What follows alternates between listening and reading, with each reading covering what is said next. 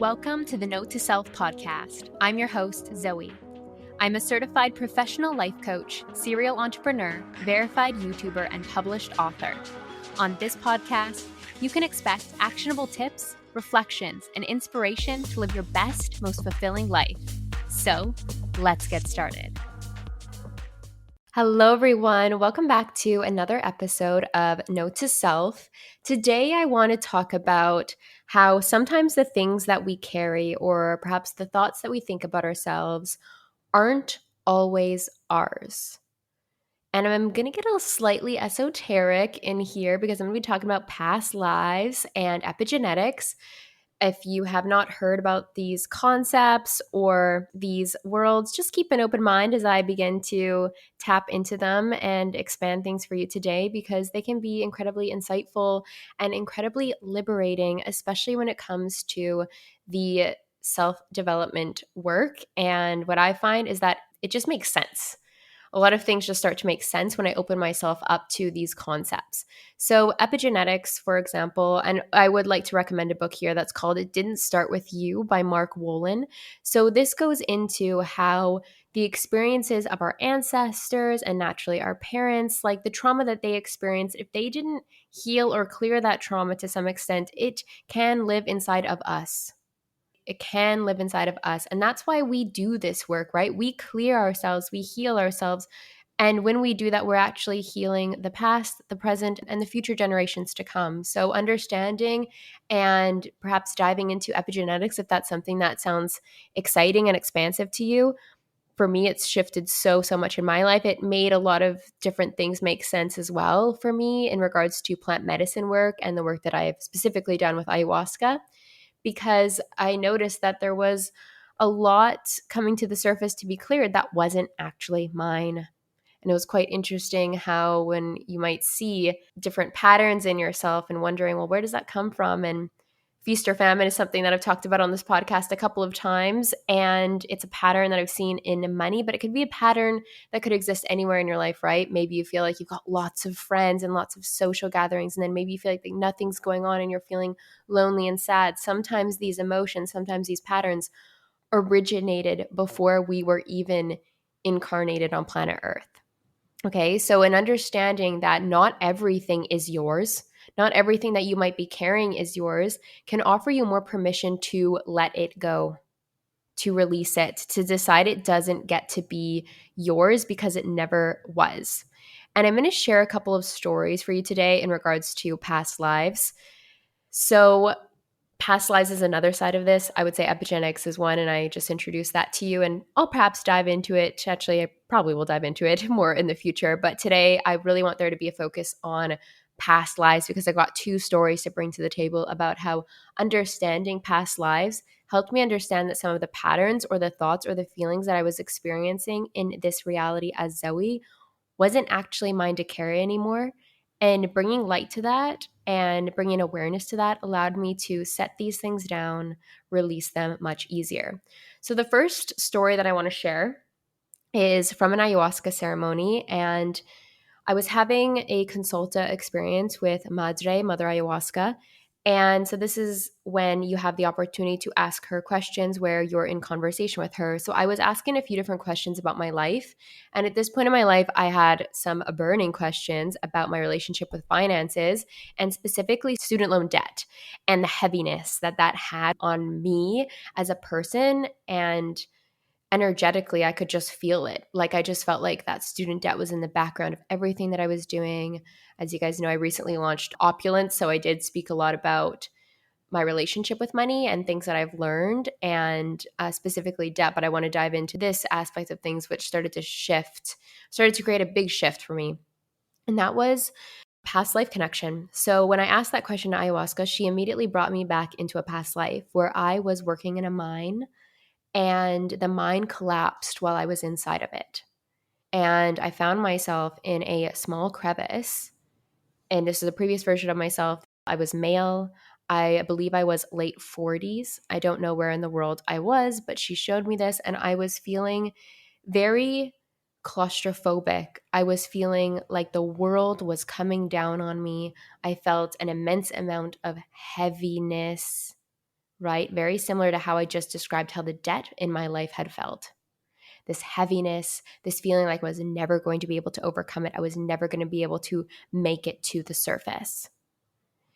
And in this experience, ayahuasca gave me the opportunity to rescue this previous version of myself who was trapped in the mine.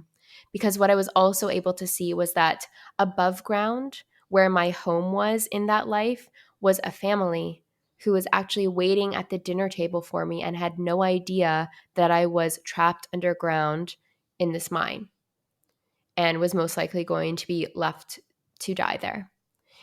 And I had the opportunity to heal this experience from my past life.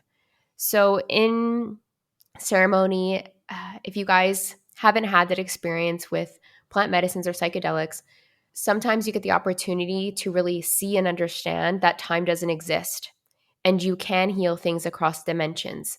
And that's why understanding or bringing awareness to past lives and deciding to heal these parts of us can actually heal the past, heal the past that is beyond us, and then naturally heal the future from experiencing the things that we've experienced or the feelings that we've experienced, again, that tie to epigenetics.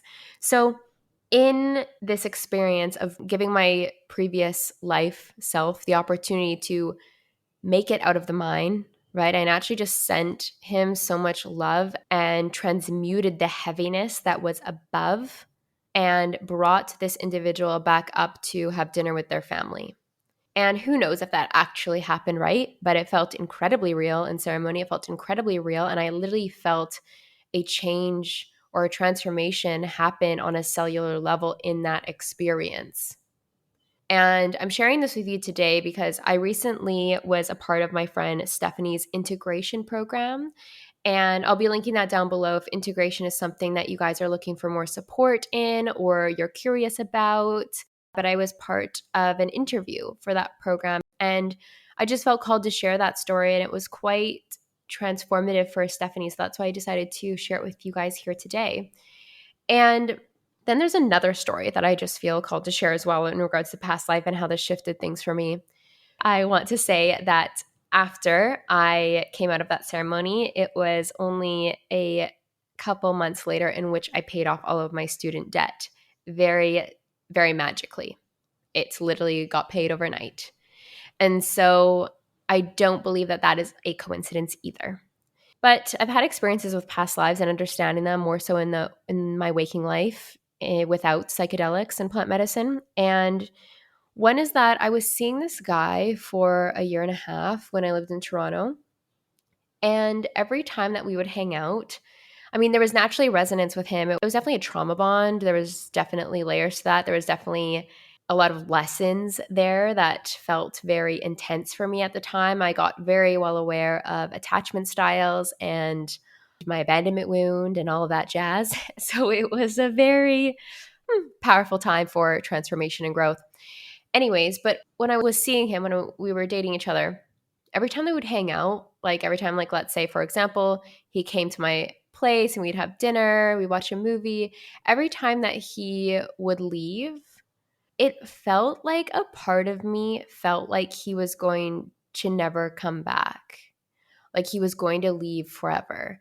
And naturally, yeah, this is a part of the abandonment wound, but I'd never actually felt that way about a guy ever before. And these feelings just felt like I'm like, where's that even coming? I have no idea where this is coming from, but it literally, there's something in my brain or something in my being that's telling me that this person is literally going to be gone for like a ghost, like still existing, like not thinking that anything bad was going to happen to him and only good thoughts towards him.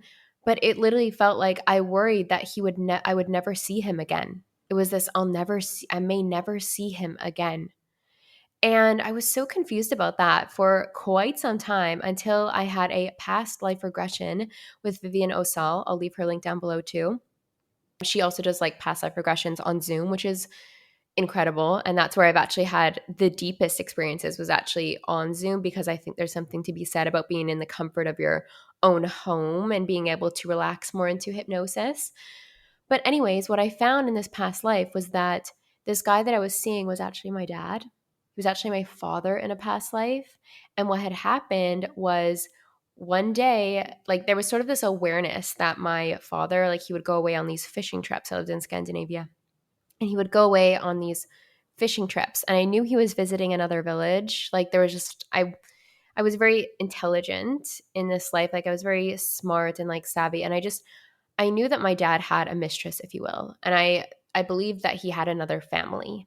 And then one day he went off to sea to go fishing again. And I just had this feeling inside that he was never going to return, that he was going to go away to his other family and he was never actually going to come back to us. And he never did. And in past life regression, when you see or connect with these individuals, like me connecting with my father in that previous life, I knew who it was. And it was literally the guy that I had been seeing. And I was like, that's where this comes from. That's where this fear that I will never see him again, and how deep that feels in my being for some reason. And it's so crazy because we both live in this city and we don't live that far away from each other. Why did I always have these extreme thoughts or feelings like I'm never going to see him again? Like he's gone forever now. Like it was so weird. But as soon as I had the past life regression, made this connection and healed it, that was not the case. Like it was quite interesting how all of a sudden a new level of lightness came into my life, or it gave me more permission to perhaps release these thoughts or accept them or shift them in different ways because I had an understanding of my past life. So there's so much expansion and growth and permission to be given when we decide to just open our minds up to see that sometimes the things that we carry aren't always ours. So I hope that this episode sparked something in you guys. I hope that it granted some awareness and perhaps maybe is giving you the opportunity to open up your mind to maybe this feeling or this lesson that's at the forefront for me right now actually isn't mine. And if it doesn't feel like mine, then how can I give myself permission to put some of this heaviness down or at least transmute it? Anyways, I'm sending you guys so much love. I hope you have a beautiful and abundant day. Thank you for listening to Note to Self. If you enjoyed this episode, please help me out by rating and reviewing this show on Spotify and Apple Podcasts. If my energy is resonating with you and you feel the call to work with me, there are an abundance of ways to do so. I offer one-to-one life coaching programs, mastermind containers, and DIY courses, all of which are available through my website, zoearielpoulsen.com. Until next time, take note of all the abundance that surrounds you as you make the most of this game called life.